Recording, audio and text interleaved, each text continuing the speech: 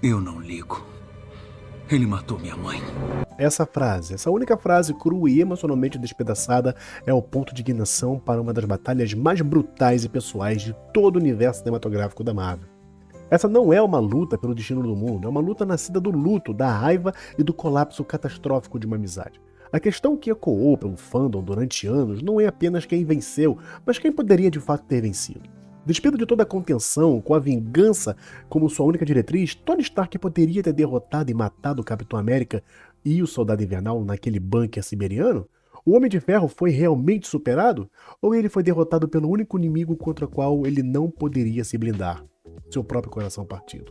Hoje vamos colocar essa luta sob o microscópio. Vamos além dos níveis de poder das teorias de fãs para entregar uma análise definitiva. Para isso, vamos dissecar o conflito em 3 níveis distintos, mas interligados. Primeiro, o homem, um perfil psicológico e profundo do estado mental fraturado de Tony Stark e como isso prejudicou a sua eficácia no combate. Depois, a máquina, uma análise completa do sistema da armadura Mark 46, revelando o poder avassalador que Tony deixou de usar. E por último, a missão, uma ressimulação tática da luta, explorando como o Homem de Ferro frio e calculista teria desmantelado sistematicamente seus oponentes. Ao final disso, vamos provar que, embora a máquina fosse mais do que capaz da vitória absoluta, o homem lá dentro estava travando uma guerra que ele já havia perdido. Depois da vinheta, vamos lá.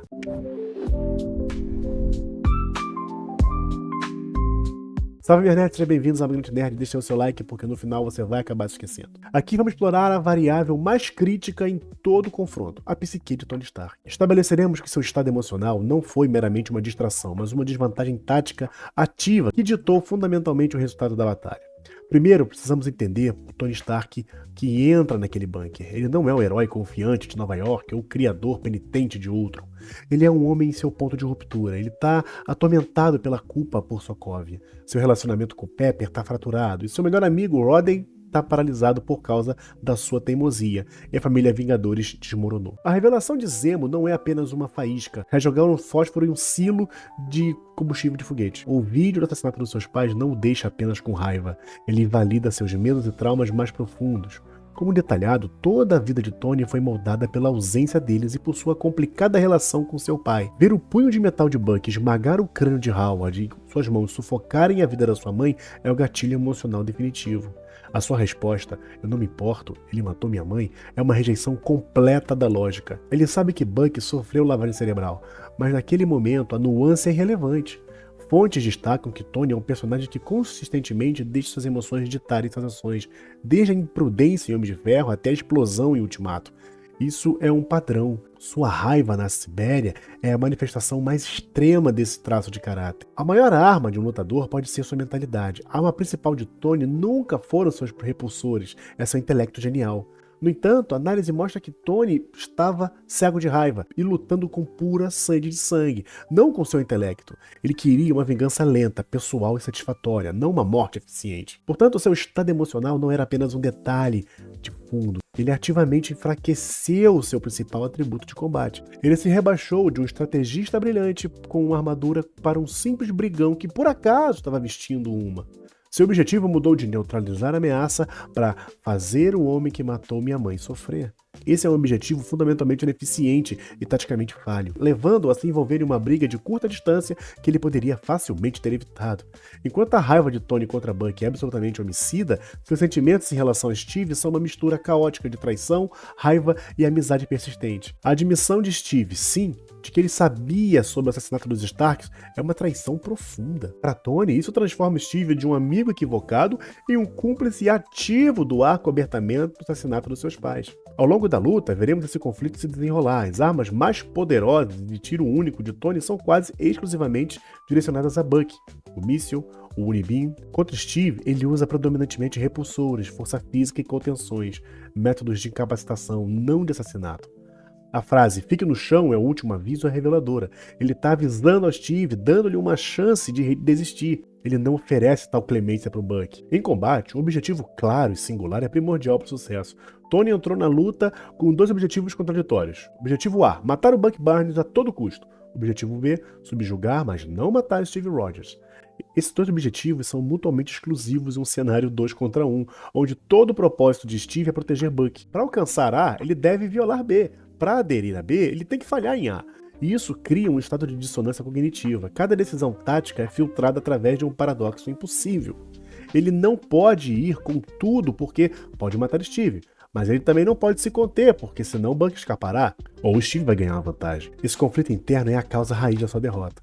Ele estava lutando contra 2 supersoldados por fora em uma guerra civil impossível de vencer dentro da sua própria mente. Essa hesitação, esse cálculo de fração de segundo, de posso fazer isso sem matar o Steve, é a abertura que seus oponentes precisavam e exploraram impiedosamente. Aqui a gente vai ver o cerne do argumento. E se? What if, né? Estabelecendo a imensa superioridade tecnológica que Tony possuía e destacando como seu estado emocional o impediu de aproveitar isso. A Mark 46 é uma atualização significativa, uma peça de hardware militar de ponta.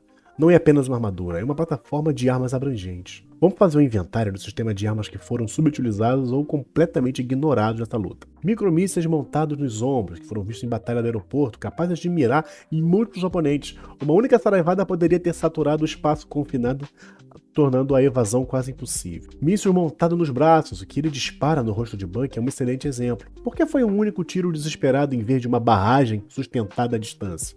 Lasers. A armadura está equipada com lasers de precisão, capazes de cortar metal.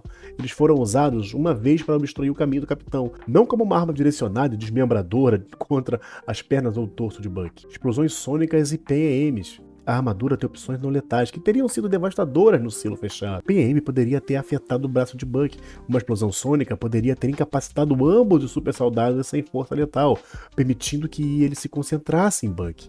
Algumas fontes sugerem que a Mark 46 era mais fraca que os modelos anteriores, possivelmente devido aos acordos de Sokovia. No entanto, isso é contraditório por seus feitos demonstrados. A explosão do Unibim que vaporiza o braço de Buck é declarada como 10 vezes mais poderosa do que a explosão do repulsor padrão. Isso sugere que a potência da armadura é imensa. O enfraquecimento é mais provavelmente um reflexo da própria restrição autoimposta de Tony antes da revelação, não uma falha do design inerente. Talvez a peça tecnológica mais crucial nessa luta seja o sistema de análise de combate da sexta-feira. Ele permite que a armadura analise o estilo de luta de um oponente e preveja seu próximo movimento. Na primeira parte da luta, Tony está perdendo o combate corpo a corpo. A maestria de Steve com seu escudo e a habilidade superior em artes marciais permite que ele controle o ritmo. Então, em um momento crítico, Tony, desesperado, diz: analise o padrão de luta dele. Sexta-feira obedece e a maré vira instantaneamente. Tony desvia, bloqueia, contra-ataca sem esforço em cada um dos golpes de Steve, incapacitando em segundos. Esse é um botão de fim de jogo. A análise é clara. O Homem de Ferro analisa os seus movimentos e a armadura contra-ataca todos os seus movimentos. Um lutador lógico e tático ativaria sua ferramenta analítica mais poderosa no início do confronto, não no meio, quando está perdendo. Tony, um gênio que constrói algoritmos preditivos como hobby, não faz isso. Ele recorre a isso apenas por desespero. Esse atraso não é um furo no roteiro, é uma ferramenta de diagnóstico para o seu estado mental. Prova que ele não estava pensando taticamente. Ele estava lutando com punhos e raiva, esquecendo-se completamente do supercomputador à sua disposição. A análise da sexta-feira não é apenas um recurso legal, é um fantasma da vitória que ele poderia ter tido. No momento em que ela é ativada, vemos que um Homem de Ferro focado é capaz. O fato de ter demorado tanto para usá-la é a prova definitiva de que o homem estava segurando a máquina. Agora vamos detalhar como a luta aconteceu, destacando os erros táticos nascidos da emoção e depois apresentar um cenário hipotético de que como um Tony sedento de sangue, mas racional, poderia ter alcançado a vitória. A coreografia de luta é uma aula de narrativa, não é apenas uma briga, é uma conversa. Steve e Buck estão falando uma língua que Tony não consegue entender. O trabalho em equipe deles é impecável e instintivo. Eles passam o escudo de um lado para o outro, cobrem pontos cegos um do outro e combinam seus ataques de uma forma que constantemente desequilibra Tony. Isso não é apenas um bom treinamento, é a memória muscular de uma vida inteira de amizade e combate forjado na Segunda Guerra Mundial. Eles operam como uma única unidade coesa. Uma análise detalhada mostra como toda vez que Tony se concentra em um, o outro intervém criando uma abertura. Buck salva Steve das travas das pernas. Steve salva Buck desativando os jatos da bota. Buck distrai Tony por tempo suficiente para Steve desferir os golpes finais. A armadura de Tony é um sistema digital. Ela analisa dados e prevê padrões com base em uma única entrada, um lutador. Steve e Bucky são um sistema analógico. Nossa sinergia é baseada em décadas de pistas não verbais, confiança e experiência compartilhada. É caótica, fluida e imprevisível. Sexta-feira pode analisar Steve, mas tem dificuldade em levar em conta a variável Bucky, intervindo em momentos aleatórios e imprevisíveis. A maior arma de Steve e Bucky era a sua história compartilhada. Eles apresentaram um problema de combate que a tecnologia de Tony, em sua mente fraturada, não estava equipada para resolver em tempo real. Agora vamos responder a pergunta diretamente. Vamos refazer a missão, mas desta vez o piloto é tão frio e lógico quanto a máquina.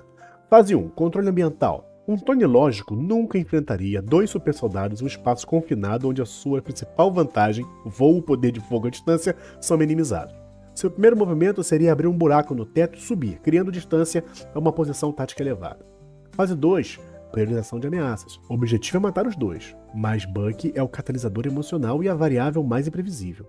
Ele é o alvo alfa. No ar, Tony lança uma barragem de micromísseis direcionados à posição de Bucky. Sem espaço para manobrar e com apenas um escudo humano, Steve, como cobertura, Bucky teria sido morto instantaneamente ou gravemente incapacitado. Fase 3. Desmantelamento sistemático.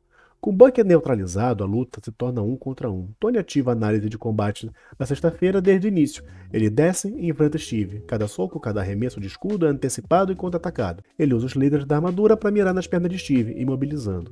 Como Steve é aleijado e desarmado, Tony pode executá-lo à vontade com uma única explosão de repulsor ou Unibim a queima-roupa.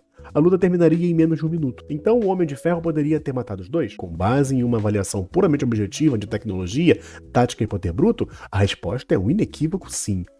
A Mark 46, mesmo que ligeiramente contida, era uma arma de guerra enfrentando 2 soldados, por mais super que eles fossem. Um Tony Stark focado e racional teria encerrado a luta de maneira brutal e rápida, mas essa era a vitória que a história nunca poderia permitir. Como os próprios diretores lutaram para manter, o objetivo da Guerra Civil era quebrar irrevogavelmente os Vingadores. Uma vitória decisiva para Tony não teria alcançado isso. Sua derrota era necessária. Ele tinha que perder a batalha física para vencer a moral na sua própria mente, provando que Steve escolhera um assassino com lavagem cerebral em vez dele. Essa cisma é toda a base sobre a qual a vulnerabilidade da Terra em Guerra Infinita é construída. A luta tinha que terminar dessa maneira para que a saga continuasse. No final, a tragédia do bunker siberiano não é que o Homem de Ferro perdeu, mas que Tony Stark perdeu. Ele não foi quebrado por um escudo de vibrânio ou um braço de metal, mas pelo peso da sua própria história e pelo luto insuportável em seu coração. A armadura poderia resistir a qualquer golpe físico, mas não oferecia proteção contra a verdade. E nessa verdade ele não encontrou a vingança que desejava, mas apenas o gosto amargo da derrota, deixando um escudo e uma amizade estilhaçado no chão frio e duro. Então, espero que vocês tenham gostado, deixe seu like, seu comentário, se inscreva no canal, se quiser ajudar, nós temos aqui QR Code na embaixo na descrição também, no primeiro comentário fixado, a nossa loja da Amazon, onde você pode comprar qualquer coisa utilizando aquele link. Não vai aumentar para você em nenhum real de valor e para mim chegou uma comissão que ajuda muito na continuidade desse trabalho, beleza? Espero você no próximo vídeo. Forte abraço.